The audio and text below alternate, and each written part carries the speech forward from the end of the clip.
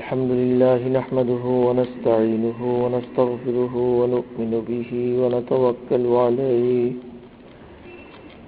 ونعوذ بالله من شرور أنفسنا ومن سيئات أعمالنا من يهده الله فلا مضل له ومن يضلله فلا هادي له ونشهد أن لا إله إلا الله وحده لا شريك له ونشهد أن سيدنا ومولانا محمدا عبده ورسوله صلى الله تعالى عليه وعلى آله وأصحابه وبارك وسلم تسليما كثيرا كثيرا أما بعد فأعوذ بالله من الشيطان الرجيم بسم الله الرحمن الرحيم لقد خلقنا الإنسان في كبد صدق الله مولانا العظيم وصدق رسوله النبي الكريم ونحن على ذلك من الشاهدين والشاكرين سبحانك لا علم لنا إلا ما علمتنا إنك أنت العليم আল্লাহ পাক পরওয়ারদিগারে আলমের অনন্ত অসীম ইহসান ও দয়া ফজল ও করম, তিনি আমাদেরকে আজ পর্যন্ত হায়াতে রেখেছেন, শারীরিক মানসিকভাবে সুস্থ রেখেছেন, মন মগজ দিল দিমাগ ভালো রেখেছেন, মসজিদে আগে আগে আসার তৌফিক দিয়েছেন, কিছু দিনই কথা বলা শোনার সুযোগ দিয়েছেন। কোরআনে কারীম থেকে ছোট্ট একটি আয়াত তেলাওয়াত করা হলো। এই আয়াতে আল্লাহ পাক, যিনি মানুষের স্রষ্টা, সবকিছুরই স্রষ্টা এবং মানুষকে সৃষ্টির মধ্যে সেরা বানাইছেন, সব সৃষ্টিকে মানুষের গোলাম বানাইছেন, খাদেম বানাইছেন, আর মানুষকে মাখদুম বানাইছেন, খেদমত পাওয়ার উপযুক্ত বানাইছেন। ওই আল্লাহ পাক বলতেছেন এই মানুষ সম্পর্কে, লাকাদ খালাকনাল ইনসানা ফি কাবাদ, যে আমি মানুষকে বড় মেহনতের মধ্যে তাদের জীবন যাপন হবে এই অবস্থা করে আমি তাদেরকে বানাইছি। মুশাক্কাত, পেরেশানি, মুশকিলাত, এই অবস্থা করে তাদেরকে আমি বানাইছি।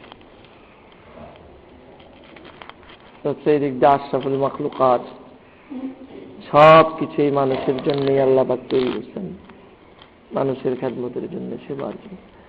আর মানুষটার অবস্থা কি?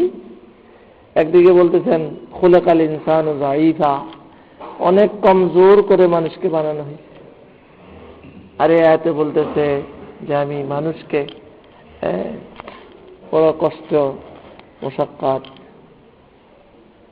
পেরেশানি, এই সব হালাতের মতো করে তাদেরকে বানাইছি, মানে তাদের উপর দিয়ে সব কিছুই বুঝে।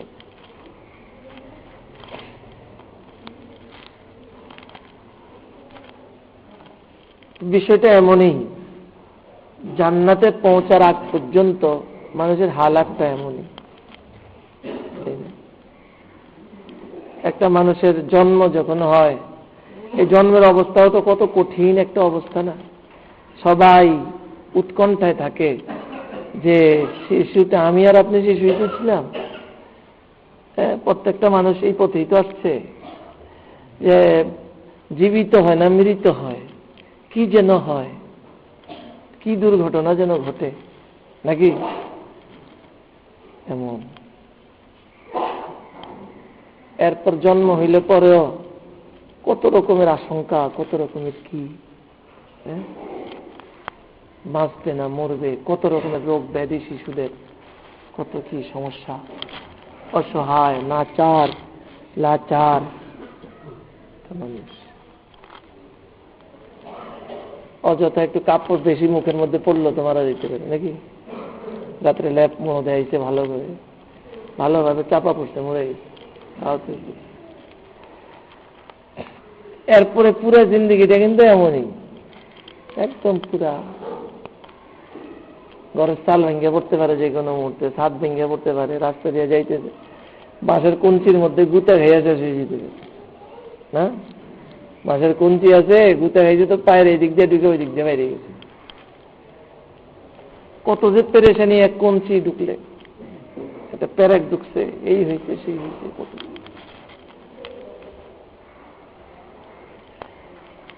তো এমন হাজারো মুসিবত, মাসায়েব, আশঙ্কা, এসব কিছুর ভিতর দিয়ে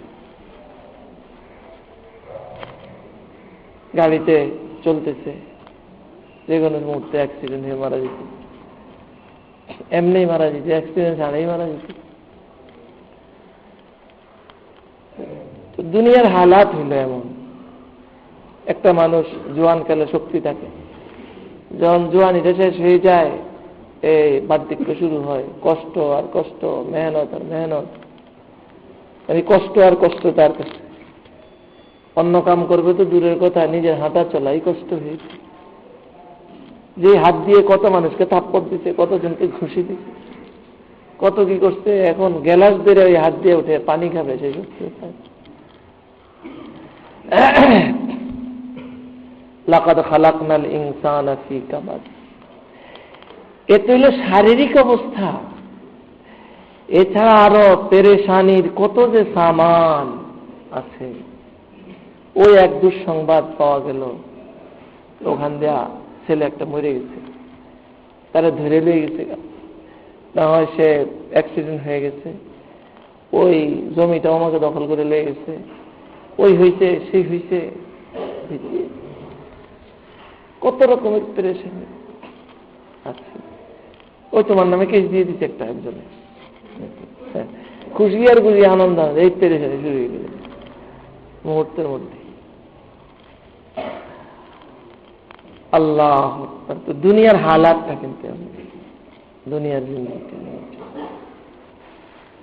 এবং কার যে ব্যক্তিগত কত কষ্ট আছে অপরে জানে না। মানুষের মধ্যে বহুত বড় একটা সম্পদ আছে, জওহার, কি যেটা সম্মান, আত্মসম্মান বোধ। এটার কারণে মানুষ নিজের অনেক কষ্টের কথা মানুষকে জানায় না, গোপন রাখে, ব্যক্ত করে। এই সব কথাগুলো যদি ফুটে উঠে, তাহলে কি অবস্থা দুনিয়া? কে শান্তিতে আছে?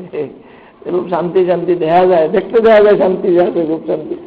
ওর দিলের কাছে জিজ্ঞাও, ও কত রকমের পেরেশানি তো ওই মুহূর্তে আছে, যে এই মুহূর্তে মনে করা হয়েছে যে খুব শান্তিতে আছে, তাই না?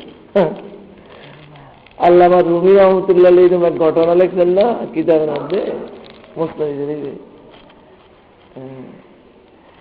এক লোকের দোয়া কবুল হইব আল্লাহর কাছে, আল্লাহ তার একটা দোয়া কবুল করবো, বুজুর্গের মাধ্যমে একটা ইয়া পেয়েছে, একটা দোয়া কবুল। এখন সে কি দোয়া করবো? দুনিয়াতে সবচেয়ে সুখী মানুষ যে আছে, অভাব তো নাই আমগো, কত কি, এটি তো দরকার সুখের জন্য। এই জন্য একটা না মাত্র কবুল হইব, এই জন্য কি করতে হইব? সবচেয়ে সুখী মানুষ যে আছে তারে বাইর করে আল্লাহর কাছে কইতে হইব একটাই দোয়া, আল্লাহ এই মানুষটার মতো আমাকে বানিয়ে দাও, সুখী বানিয়ে দাও। সহজ না, ব্যবস্থাপত্রটা খুবই সংক্ষিপ্ত, সহজ। একটাই দোয়া কবুল, এবার একটা দোয়া এরকম একবারে সবচেয়ে সুখী মানুষ যে বলা হবে যে আল্লাহ তার মতো আমাকে করে বানিয়ে দাও, আমাকে করে দাও, সুখী করে দাও। এই লোকটা সুখী মানুষ তালাশ করত, খুব সুখী মানুষ তালাশ করত। তালাশ করতে করতে করতে করতে করতে করতে এক জায়গায় গিয়া মন মতো একটা সুখী মানুষ পাই। দেখে এক লোক কি সুন্দর আলিশান বাড়ি, শানদার বাড়ি, বাড়ির সামনে সেহেনের মধ্যে খুব দামি চেয়ার বিছিয়ে বসে রয়েছে, চেয়ার পাইতে বসে রয়েছে। আর এই যে সুন্দর সুন্দর নাদুস নাদুস ছেলে টেলে এগুলো তার, এরা আয়সা এই কথা বলতেছে সেই কথা বলতেছে। ওই দিক দিয়ে তার বিভিন্ন মেল ফ্যাক্টরি আছে, লোকজন এসে হিসাব নিকাশ বুঝিয়ে দিতেছে, নিতেছে, কথাবার্তা আলাপ আলোচনা করছে। ও সুখের মনে হইল,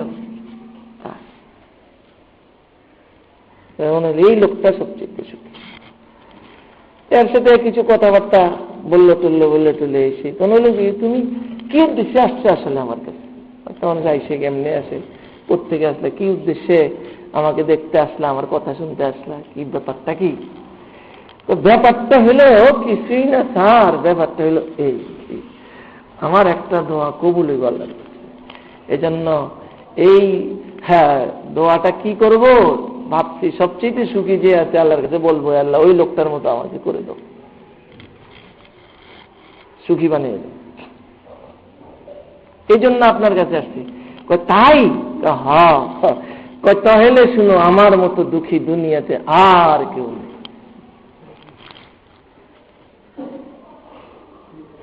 আমার মতো দুঃখী দুনিয়াতে আর কেউ নেই। কেমন কি কথা বললেন? দেখো, হ্যাঁ এটাই কথা। ব্যাখ্যা দিতেছে সে বিস্তারিত। কি ব্যাখ্যা দিল সে? ব্যাখ্যা দিল যে কোনো এক কারণে, ওটা বলা ঠিক হবে না হয়তো, এই পুরুষ তার স্ত্রীর লগে অভিমান করে সে তার পুরুষাঙ্গ কেটে ফেলছে।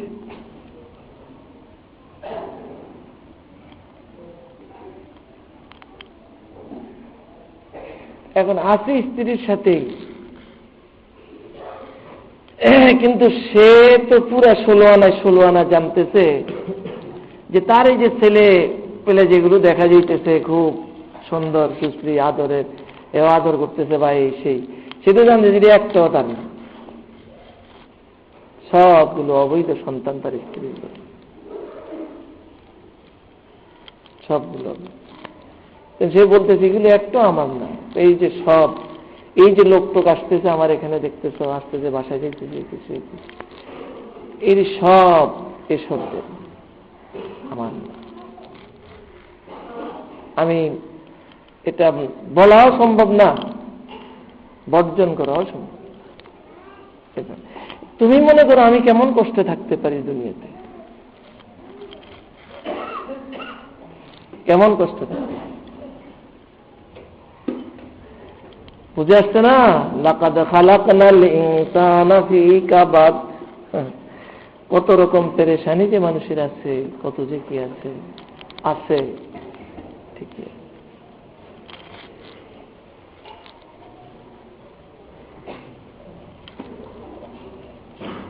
আল্লাহু আকবার।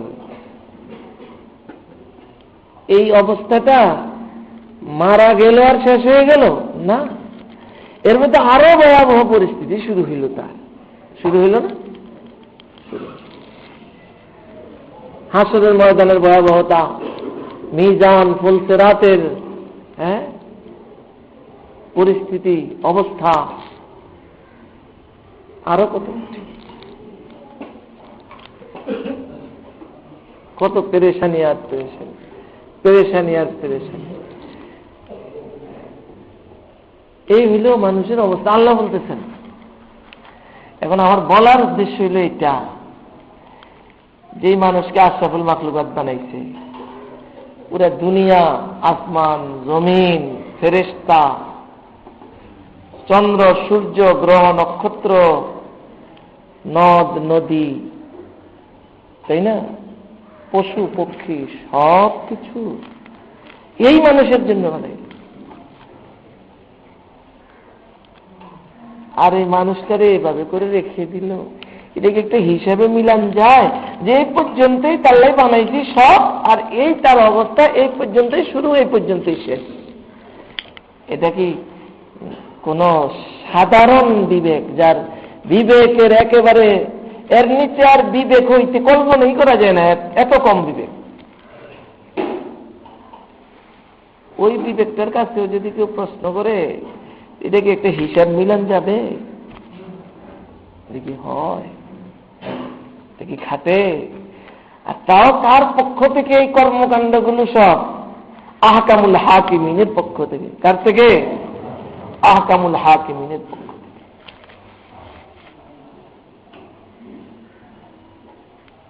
আরহামুর রাহিমিনের পক্ষ থেকে, আহকামুল হাকিমিন রব্বুল আলামিনের পক্ষ থেকে এই সব কিছু মানুষের এরকম ভাবে বানাইলো মানুষকে। সবকিছু মানুষের খাদে আল্লাহই বানাইছে, মানুষের সবাই খেদমতের উপযুক্ত বানাইলো। আর ওই মানুষটার শারীরিক অবস্থা এই, হায়াতের অবস্থা এই, তার সুখ শান্তির অবস্থাটা এই, মানসিক অবস্থাটা এই, চতুর্দিক থেকে দুর্বলতার দুর্বলতাই ঘেরা, চতুর্দিক থেকে তার উৎকণ্ঠা আর আশঙ্কা আর আশঙ্কাই, পেরেশানি আর পেরেশানি, কষ্ট আর কষ্টই, মুসিবত আর মুসিবতেই। এর ভিতর দিয়ে একটু একটু হাসি খুশির ঝলক মাত্র আছে, সামান্য, তা নাই যে তা না আছে, আছে। ওটার কারণেই তো মানুষ আছে, বেঁচে আছে। এসব কিছু বানাইলো এমন মানুষ, চন্দ্র সূর্য সব মানুষের জন্য, আর মানুষের অবস্থা এই পর্যন্তই যদি শেষ হয়ে থাকে, তাহলে এটা তো কোনো বিবেকে আসার কথা না। যদি কি কল্পনা করা না হয় সামনে, জান্নাতকে কল্পনা করা না হয়, তাই না? খুলিকাতিদ দুনিয়া লাকুম ওয়া আনতুম খুলিকতুম লিল আখিরাহ। রাসূল করিম সাল্লাল্লাহু আলাইহি ওয়াসাল্লাম সমাধান দিয়ে দিতেছেন। তোমরা এই প্রশ্নটা করে বিবেকের কাছে ধ্বংসিত হইও না, জবাব শুনে নাও। খুলিকাতিদ দুনিয়া লাকুম ওয়া আনতুম খুলিকতুম লিল আখিরাহ। দুনিয়া সব তোমাদের জন্যই বানানো হয়েছে, আর তোমাদেরকে জান্নাতের জন্য বানানো, আখিরাতের জন্য বানানো, দুনিয়ার জন্য নয়। আখিরাতের জন্যই তোমাদেরকে তৈরি করা হয়েছে, জান্নাতের জন্যই তৈরি করা হয়েছে। হ্যাঁ, এবার হিসাব মিলে ঠিক ঠিক মতোই। জান্নাতের উপযুক্ত যে মানুষটা হবে, অবশ্যই তার খেদমত আসমানেও করতে হয়, তার খেদমত জমিনকেও করতে হয়। সে জমিনেরও খেদমত পাওয়ার উপযুক্ত মানুষ, আসমানেরও খেদমত সেবা পাওয়ার উপযুক্ত মানুষ। সে আসমান তার সেবা দিবে, চন্দ্র তার সেবা দিবে, সূর্য তার সেবা দিবে, ফেরেশতারাজি তার সেবা দিবে, পশু পক্ষী সব কিছু তারই সেবা দিবে। সেবার উপযোগী সে, কারণ সে জান্নাতের উপযুক্ত, জান্নাতের জন্যই তাকে তৈরি করা। খুলিকাতিদ দুনিয়া লাকুম ওয়া আনতুম খুলিকতুম লিল আখিরাহ। দুনিয়া সব তোমার জন্য, তুমি কিন্তু দুনিয়ার জন্য না চাইও। হিসাব ভুল করে ফেলো না। রাজা যদি প্রজা হয়ে যায়, মনিব যদি গোলাম হয়ে যায়, আর গোলাম যদি মনিব হয়ে যায়, কেমন কাণ্ড হয়, তাই না? অবস্থা তো তাই হইছে, অবস্থা তাই। দুনিয়ার সব কিছু মানুষের গোলাম হিসেবে বানাইছে আল্লাহ, মানুষকে দুর্বল করেই বানাইছে। নয় খেদমতের দরকার কি, দুর্বলেরই তো বেশি খেদমতের দরকার, তাই না? মানুষ অতিশয় কমজোর, কমজোরি এই তার জন্য শোভনীয়। কারণ এত খাদেম খুদ্দাম কোন দিয়ে খেদমত করবো? যদি নিজেই এত প্রবল হয়, ফেরেশতার মতো হয়, সে খেদমত করবো কোন দিয়া তার, তাই না? আর দুর্বল বানানোর পিছনে একটা হিকমতও আছে, যে মানুষ যেন এই দুর্বলতাটাকে পুঁজি করে সে আল্লাহকে সহজে পাইতে পারে। আল্লাহকে সহজে পাওয়ার রাস্তা কিন্তু দুর্বলতা। আল্লাহকে সহজে পাওয়া, দুর্বলতার অনুভূতি যে আমি দুর্বল, আল্লাহর শক্তিতেই আমি শক্তিমান, আল্লাহর দয়াই আমি থাকব, আল্লাহর দয়া আছে, আল্লাহ আমার পক্ষে আছেন, আল্লাহ আমার সাথে আছেন। এই অনুভূতি যদি শর্ত মোতাবেক ঠিকই হয়ে থাকে, আল্লাহর হুকুমের উপরে আছি, অবশ্যই আল্লাহ আমার সাথে আছেন, এই অনুভূতিতেই তো সে সবচেয়ে বড় শক্তিশালী। আর জমিন আসমান সবই তো তখন তা। तू हम गर्दन हुक्म दावर मपीच के गर्दन न पीसद हुक्म तू ही। শেখ সাদি ঘটনা বলতেছে, যাইতে দেখেন দেখে একটা মানুষ, তাই না, বাঘের উপরে যাওয়ার হয়ে আসছে। বাঘ, যেই বাঘে মানুষ খায়, আর একটা মানুষ ওই বাঘের উপরে সওয়ার হইয়া বাঘটাকে যেদিকে ইশারা করতেছে ওই দিকে যেতেছে, বাঘটা নিয়ে বাঘটাকে চালাইতেছে, বাঘের উপরে সওয়ার চলে।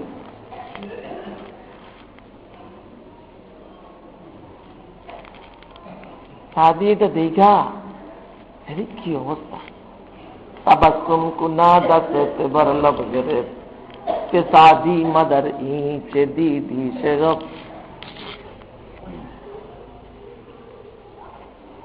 हे की देखलाम, এটা কি দেখা যেতে। তো পরে নিজের থেকেই জবাব আসছে, তো हम गर्दन अज हुक्म दावर मोपीच के गर्दन न पीचा दे हुक्म तू हीच। তুমি আল্লাহ পাকের হুকুম থেকে বিন্দু পরিমাণ মাথা সরাইও না। মাথা পেতে দেওয়া আল্লাহর হুকুম। ইসলাম, তুমি মুসলমান হও, বাস্তব মুসলমান। আল ইসলাম ও গর্দান নিহাদান বতাত, আল্লাহর আনুগত্যের জন্য গর্দান ঝুঁকিয়ে যাও। মুসলমানি বোয়াদ গর্দান নিহাদান এনানে খুদ বদতে খাজদাদান।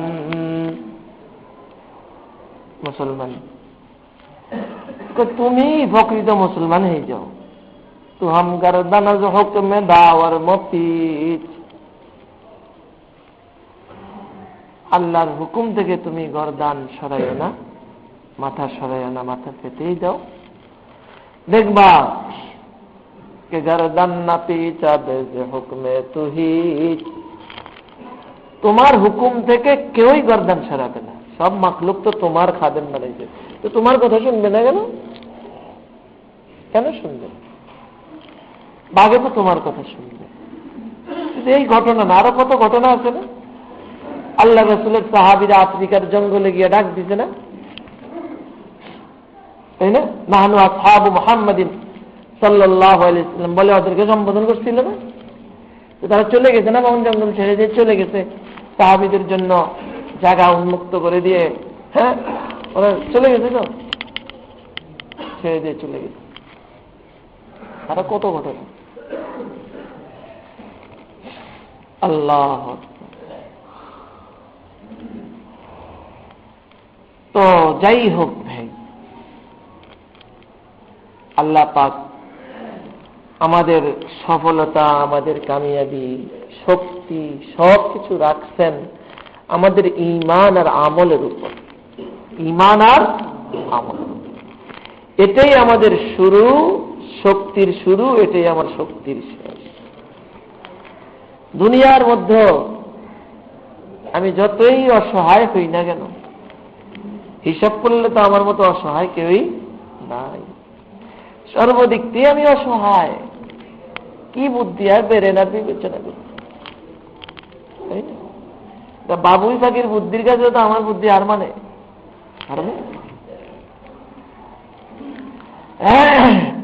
সর্বদিক দিয়ে আসে। কিন্তু আল্লাহ পাকের একটা নিসবত আমাদের সাথে বিশেষ, যে আমাকে আশরাফুল মাখলুকাত করে বানাইছেন, আর সব মাখলুকাতকে, সব সৃষ্টিকে আমাদের খাদেম বানাইছেন, গোলাম বানাইছেন। কেন? আমরা সামনে আখিরাতকে নিয়ে আগে বাড়ব, আখিরাত আমাদের সামনে থাকবে, আল্লাহ তাআলার সন্তুষ্টি আমাদের সামনে, আর ওই সন্তুষ্টিটার সমাপ্তি বা সন্তুষ্টিটার ঘোষণা, এই রেজাল্টটা পাওয়া যাবে জান্নাতে।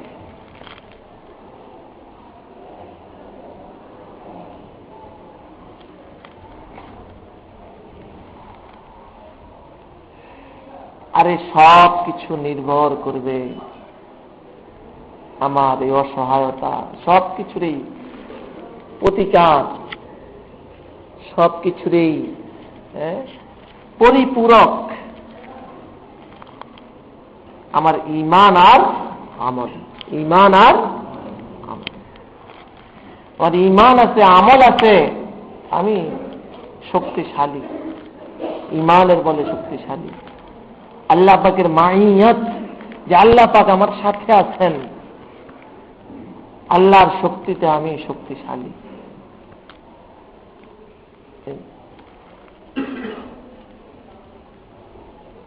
জাতিগত ভাবে যদি আমরা ওইভাবে মুসলিম জাতি যদি ঠিকই ওরকম হইতে পারি, ইমানদারি হইতে পারি, আমলওয়ালাই হইতে পারি, আমলদারি হইতে পারি, তাহলে কোনো সন্দেহ নেই যে আল্লাহ তাআলার শক্তি আমাদের সাথে অবশ্যই থাকবে। আমরা ওই শক্তিতেই শক্তিমান হব, আমাদের সব কিছুই শক্তিশালী হবে। আর যতগুলো পেরেশানির সামান আছে, পেরেশানির ক্ষেত্র আছে, দুর্বলতার স্টেজ আছে, সব ক্ষেত্রে সব জায়গায় আমার পেরেশানিরও দূর হবে, পেরেশানিও দূর হবে, দুর্বলতাও দূর হবে। কিসের দ্বারা? আমার ওই ঈমান আর ওই আমলের দ্বারা। আর নসেব বাস্তবতা কিন্তু ওটাই, লাকাদ খালাকনাল ইনসানা ফি কাবাদ, এটাই বাস্তবতা।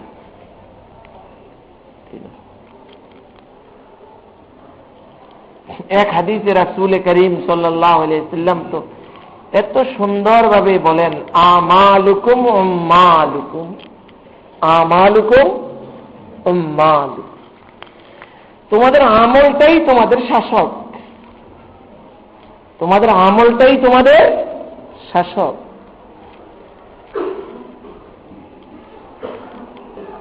এটার আরো বিস্তারিত ব্যাখ্যা দেওয়া হয়েছে। আল্লাহ পাক বলেন হাদিসে কুদসি, আনাল মালিক, আমি হইলাম সমস্ত কিছুর বাদশা, রাজাদিরাজ, মালিকুল মুলুক, সমস্ত বাদশাদেরও বাদশা আমি। কুলুবুল মুলুকি ফি ইয়াদি, সমস্ত বাদশাদের হাত, বাদশাদের কলব আমার হাতের মধ্যে, আমার এই দুই আঙ্গুলের চিতায়, দুই আঙ্গুলের মাঝে সমস্ত বাদশাদের অন্তর আমার এখানে। তোমরা যদি আমার দিকে রুজু হও, রুজু থাকো, আমার হুকুম মতো চলো, আমলগুলো ঠিক ঠিক মতো করো, আমার বিধান মতো চলো, তাহলে আমি হাওয়ালতু কুলুবা মুলুকিকুম বা মুলুকিহিম, আমি তোমাদের বাদশাদের অন্তরগুলোকে তোমাদের অনুকূলে নরমি, সহানুভূতি এসবের সাথে তোমাদের বাদশাদের অন্তরগুলোকে আমি এইদিকে মোড়ে দেব, ঠিক এই দিকে করে দেব। তারা তোমাদের সাথে সৎ আচরণ করবে, নম্র ব্যবহার করবে, অনেক ভালো পাবে, শান্তিতে থাকবে। আর যদি এর বিপরীত হয়, তাহলে বিপরীতটা হবে হাওয়ালতু কুলুবাহুম বিসুখতাতি ওয়ান নিকমাতি,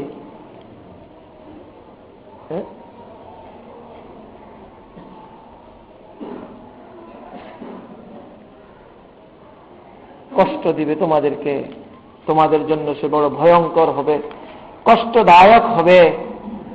তার দিলকে ওইভাবেই তোমাদের বিরুদ্ধে তার দিলকে আমি ঘুরিয়ে দেব।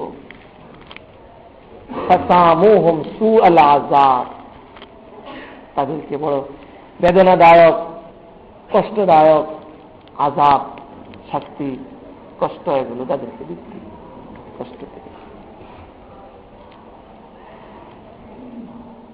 সব কিছু ভাই নির্ভর করে আমলের উপর, ঈমান আর আমল। কিন্তু আমরা তালাশ করছি অন্য পথে, ঈমান আর আমলের পথে আমরা আগাইতেছি। দাওয়াত ও তাবলীগের ভাইরা খুব কইতেছেন এই কথাগুলো, আসলে এটাই কথাগুলো।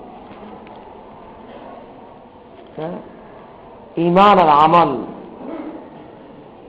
সুন্দর হবে, আল্লাহ বাস্তবেই সব সুন্দর। আমার ঈমান মজবুত হবে, আমল মজবুত হবে। ব্যক্তিগত পর্যায়ে হইলে ব্যক্তিগতভাবে ফল পাবো, পারিবারিক ভাবে মজবুত হইলে আমল ঈমান মজবুত হইলে পারিবারিক ভাবে ফল পাবো।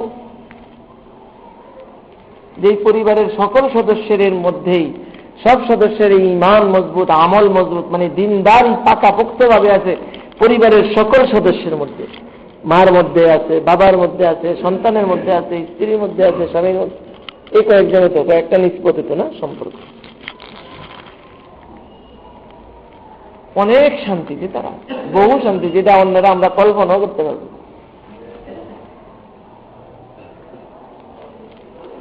আর যদি কারো মধ্যে আছে কারো মধ্যে নাই, তো এটারও এরকমই আসবে আর কি, যেমন হওয়ার কথা তেমনই হবে আর কি।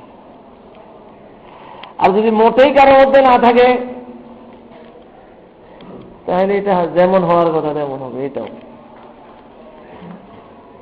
এটা হলো ওই যে দেখতে তো কত শান্তিতে সে আছে, দোয়া করবো তার উসিলা দিয়ে, আল্লাহ এর মতো শান্তিতে রাও, কিন্তু কত নম্বর শান্তিতে আছে বুঝতে পারলেন তো। আমগো দেশের সুখী জনের অবস্থা এরকম। সুখী জনটা চিনেন না? সুখী জন, সুখী জন, এরপরে কি সুখী নাগরিক, সুশীল নাগরিক, কত রকম যে আছে, বাইরে চাইতে আছে, কত রকম আইব আর যাইব, মনে নাই কেন, যত কিছুই হোক ঈমান আর আমল, এই পুঁজি যদি না থাকে ভিতরে, এটা যদি না আসে, কিছুই হবে না। এই বৃদ্ধাঙ্গুলিতেই দেখবেন আজীবন, এটাই দেখবেন না।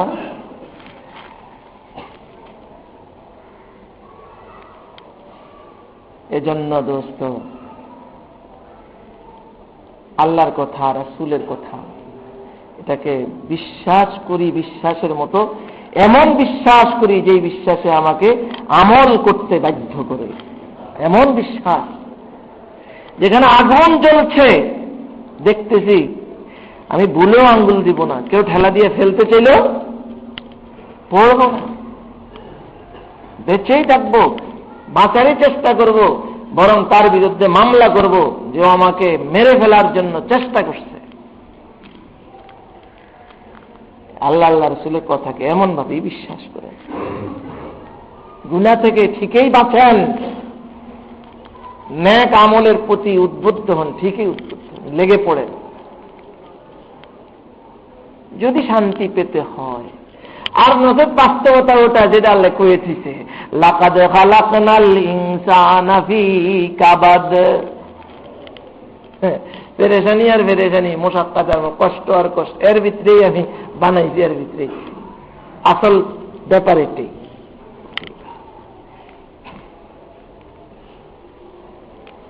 আল্লাহ তাআলা আমাদের সকলকে বুঝার, আমল করার তৌফিক দান করেন। আখির দাওয়ানা আলহামদুলিল্লাহ। এক ভাই অসহায় মানুষ সাহায্য চাইছে, চিনি টিনি না, বলছি ওখানে থাকতে নামাজের পরে যাওয়ার সময় মসজিদের বাহিরে দিবেন, মসজিদের ভিতরে দিবেন না।